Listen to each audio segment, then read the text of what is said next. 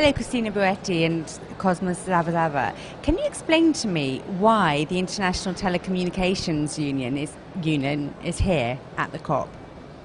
The International Telecommunication Union is here, and this is not the first time it has come here to participate in COP matters, because we basically believe that information and communication technologies do permeate every facet of human life.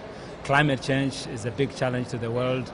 New technologies are a digital dividend to the world. So we think we can unlock some of the issues like mitigation and adaptation, technological transfer and other related issues using our technologies and skills. Okay, so what about the emissions that you cause as an industry? The damage that you cause as an industry, first of all? Basically, there are side effects to the use of information and communication technologies, but we go along the lines of cost-benefit analysis. The percentage of emissions coming out of ICTs are very small. They are about 2.3, 2.4, depending on the measurement you are using. But if you look at other sectors, they are emitting huge amounts of GHG. And because of that reason, we believe that we can use ICTs as a solution to mitigate the emissions that are coming out of industries and other sectors. For example, I can give you an example. For example, if you look at the emissions that you get out of travel, international travel by people, delegates and everybody else, we provide a smart solution by providing a platform for telepresence or using teleconferencing. And then you cut down on the number of people who travel. We know it makes a difference to have a face-to-face interaction, but we can reduce the amount or the numbers of people traveling. You've just run over, sped past loads of issues, so I'm trying to catch up. We'll start at the end. Do you think it's possible to have a COP17, COP18 like now, but over telepresence?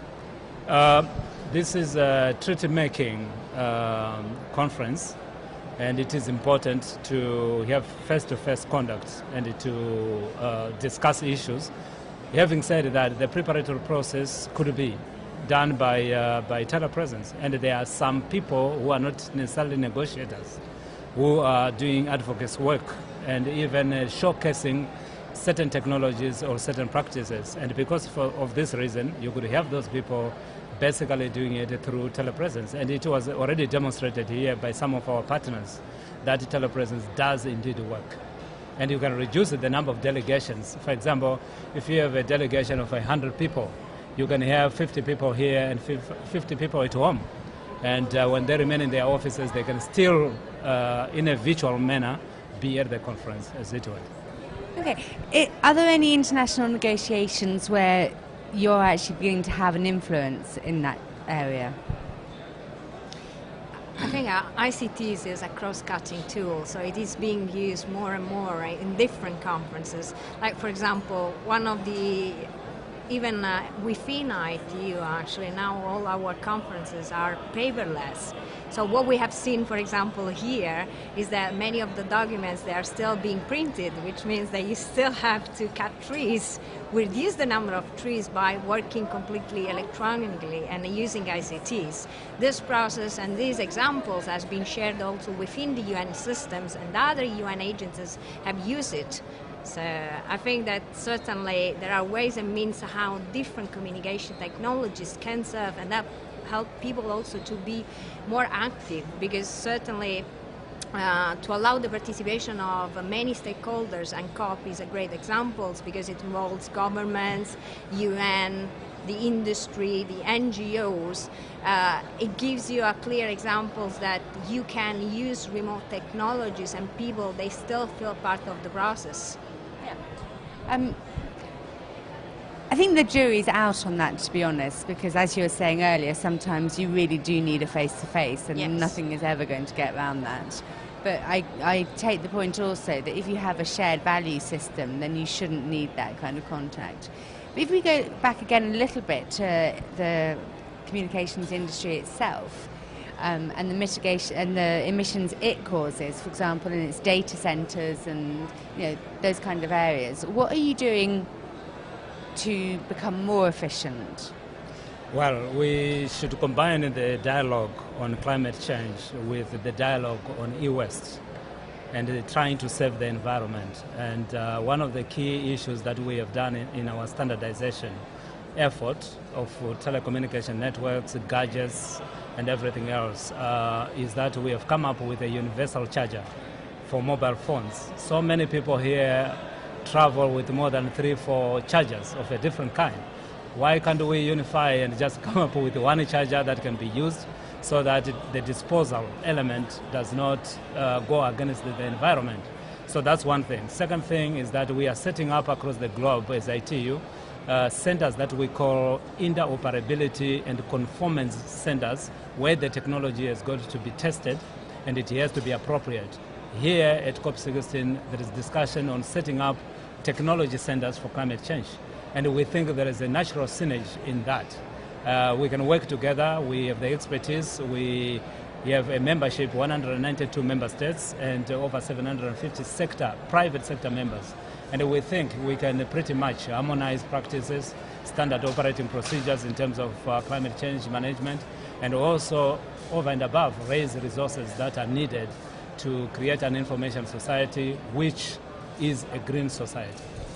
You think you can put standards on the countries across the globe in ICT? Actually, this is what we do. ITU is a prominent global body for ICT standards. We develop key standards. So what Cosmas mentioned is one of our recent standards that was approved with regards to the universal mobile charger, but we do also different standards for the ICT industry.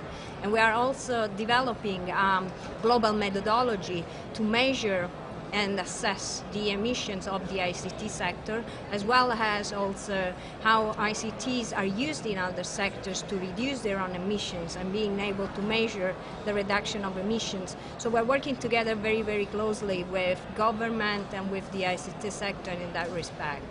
And this can be, actually, we think that it will be extremely beneficial to UNFCCC parties. Most definitely. What is it that you're hoping to see out of COP16 then? I think, again, working in a constructive manner, and I see that different parties are working all together. Certainly, our aim is to see an achievable balanced outcome. This is extremely important to balance the different interests between developed and developing countries, and the funds also that are being allocated both for the adaptation as well as for the financing mechanism. Again, in that respect, certainly ICTs can help because it's I would say, completely cross-cutting technologies that can help different parties for different needs. So we're not certainly one of those that we are here to help more than having a hidden agenda. Yeah, and I would add that the issue of information and communication technologies should appeal to all of us. We all use mobile phones today, and probably the majority of the people use fixed phones.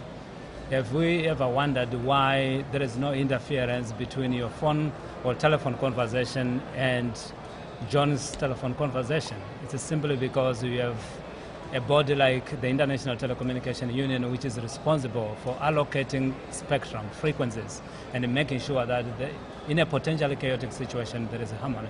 So we think out of this conference we are likely, or we are building pillars to better things.